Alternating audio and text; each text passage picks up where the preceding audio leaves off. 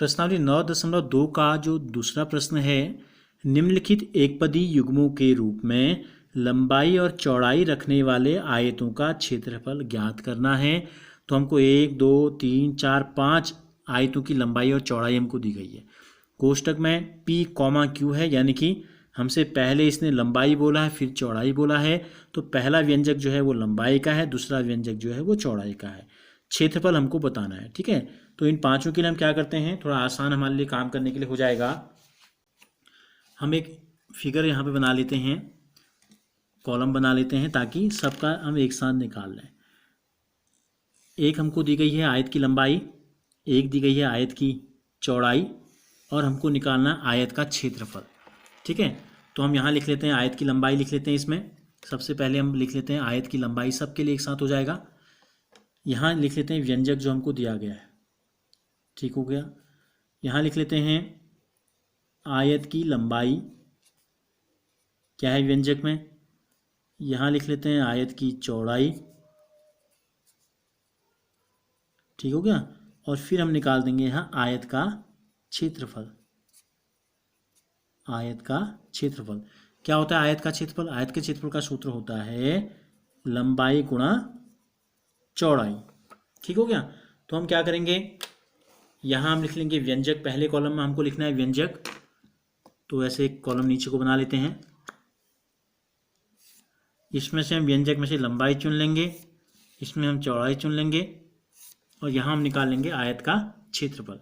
तो पहला जो व्यंजक हमको दिया गया है, देखो आपको दिखाई दे रहा है क्या है, P, Q। दूसरा है 10m, 5n।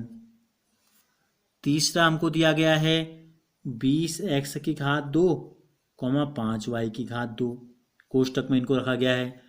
चौथा दिया है 4x, 3x की घात 2, और पांचवा जो दिया गया है 3mn, 4np हमको दिया गया।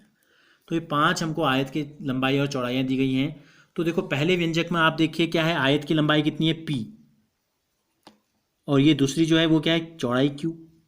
तो आयत का क्षेत्रफल क्या होता है, हमने आपको बताया, लिखा भी है हमने ऊपर, क्या होता है लंबाई गुणा चौड़ाई। तो p गुणा q, p गुणा q करेंगे तो कितना आ जाएगा, pq वर्ग इकाई, ठीक है। जो भी इकाई इसकी होगी यूनिट लंबाई और चौड़ाई की, तो ये आ जाएगा क्षेत्रफल।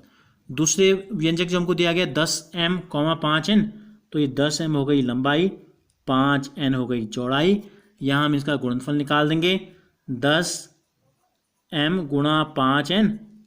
देखो अंकों को अंक से गुणा करेंगे, 10 पंजे 50, एक m और एक n, पीछे से क्या लिख देंगे, वर्ग इकाई लिख देंगे। तीसरे व्यंजक में आप देखिए क्या है, 20x², तो ये हो गई लंबाई, कॉमा के बाद दिया गया 5y की घात 2, लंबाई और चौड़ाई इसमें नीचे भी लिख लेते हैं। देखो पहले वाले में 4x लिखा है, बाद वाले में लिखा है 3x की घात 2। पहला है 3mn यानी कि लंबाई, और ये चौड़ाई है 4n गुणा p। यहाँ हमको क्षेत्रफल निकालना है, तो क्या है तीसरे में देखो 20x की घात 2, 20x की घात 2 गुणा 5y की घात 2, ये हो गया 20 पंजे 100, x भी 2 बार और y भी 2 बार, पीछे से सबके लिख देंगे आप वर्ग इकाई। तीसरे में क्या है, चौथे में है, तीसरा जो है चौथा 4x, लंबाई गुणा चौड़ाई, लंबाई होगी 4 3 बार, x गुणा x² हो गया x की घात 3।